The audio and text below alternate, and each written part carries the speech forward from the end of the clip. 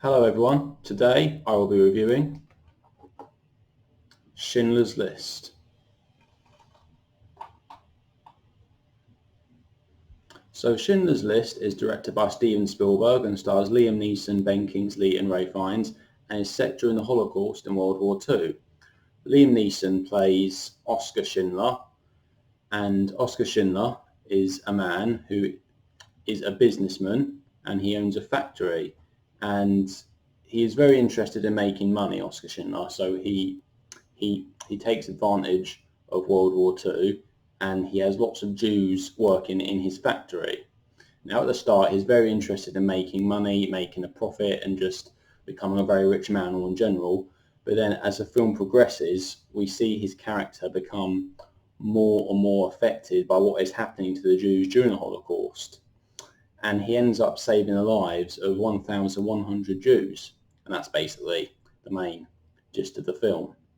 But really, saying it like that simplifies it quite a lot, because when I was watching this film, I found it hard not to get emotional during some of the scenes that you see, because it's a very real film, because it's shot in black and white, and that actually helps make it feel a lot more realistic, and it almost feels like a documentary, because as you know, the Holocaust was very much a real thing. So when you're watching it, you can't help but think about what happened and what a terrible tragedy the Holocaust was.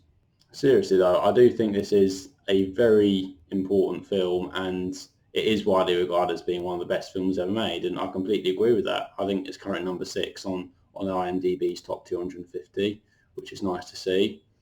And it's interesting because Steven Spielberg, probably the most famous director of all time, or maybe one of the most famous at least, he's done lots of great films, and when we look at all the films he's done Jaws, E.T., Close Encounters, The Indiana Jones and Jurassic Park, and I think this is his best one. I think Schindler's List is the best film that Steven Spielberg has done. And Spielberg started off doing lots of sci-fi and adventure films, and then he did this, which is quite different to his previous films.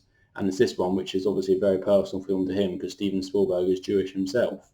I think that Liam Neeson plays Schindler very well, because at the start of the film we really see his character, Oskar Schindler, going to all these parties, hanging around all the Nazis, celebrating, drinking lots, and he comes across as a person who is very greedy, a bit vain, just loves the attention, loves all the money, and eventually when he's recruiting all these Jewish people into his factories, we see the Jews come up to him and tell them how much they love him and tell them how thankful they are to have them working at his factory. And Oskar Schindler is very sort of taken aback from this and obviously quite uncomfortable, as he isn't expecting this, and people almost come to see his factory as a haven from everything else which is going on. And one of the people even comes to him and says, nobody dies at your factory, which is obviously quite a big statement to make during the Holocaust. So Oskar Schindler, he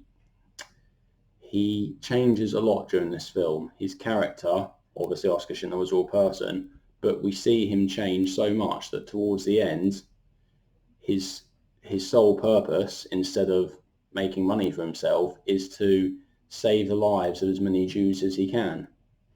Now, on the flip side of it, we've got Ray Fiennes' character, and he really plays Amon Gott is the name of his character, and he is a horrible man. I mean, he really plays this guy very well, but Amon Gott, basically, he has this villa at this concentration camp above everything else that's going on, and is looking down. He's got his gun, is just looking towards any Jews which aren't doing anything. If there's a Jew which is, just sat by taking a break, he'll shoot them, he'll kill them. If someone else is not doing work or they're just looking around, he'll shoot them, he'll kill them. And that is the kind of person he was, or the kind of character that he is portrayed as in the film anyway. So it's really very contrast to Oskar Schindler, and we see lots of comparisons because the editing is very good in this film. We'll have some scenes where Amon Gott, he is messing about with a woman or he's shooting someone, and then it will switch back to Oskar Schindler where he's relaxing or having a good time at a party. And it really shows the contrast between the two people, these two characters. Although they're both actually members of the Nazi party and they actually have similar roles, they see things very differently. And there's one point where Oskar Schindler actually says to Gott, he says that the best thing you can do, the best way you can have control, is to pardon someone instead of taking out your anger on them. And that is a very clever way of appealing to Gott's personality, because Gott's a person who doesn't like to be disrespected and is always looking to attack someone or well, kill them, I suppose, is the way we see it in this film. So that was very good indeed. And Oskar Schindler,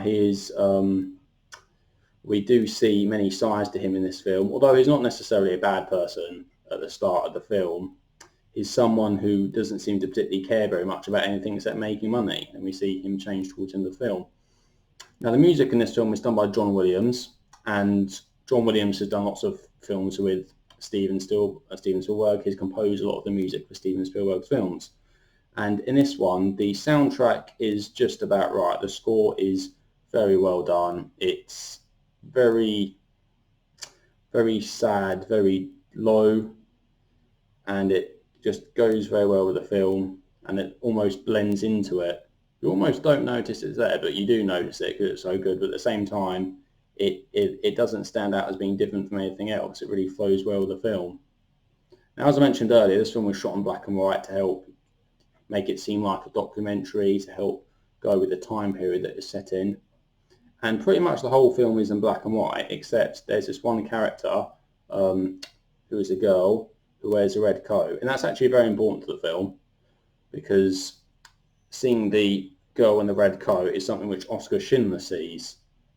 Now, I don't really want to say too much about that because it might spoil the film slightly, so I'll move on from that. But one of the best bits of this film is actually right at the end of the film, which is in colour, and we see all the Jews walking towards us, and then it suddenly goes into colour and we see all the real people who are playing these characters in the films, which is very well done. And at the end we get to see the actual people with the actors that were playing them, if that makes sense. So we have all these Jews who are actually Holocaust survivors. We see them at the end right next to the actors that were playing in the film, which I think is a very clever idea. It all wraps it up very well, and it really brings home how real this film is and how real the Holocaust was and what a massive event it was. Okay, so this film is very good. I find it hard to find fault in this film, to be honest. There's not very much that I think is wrong with it, so I'm going to give it a rating of 10 out of 10.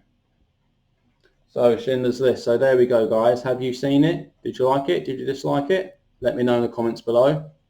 Anyway, thank you very much for watching, guys. I'll see you in the next video. Take care.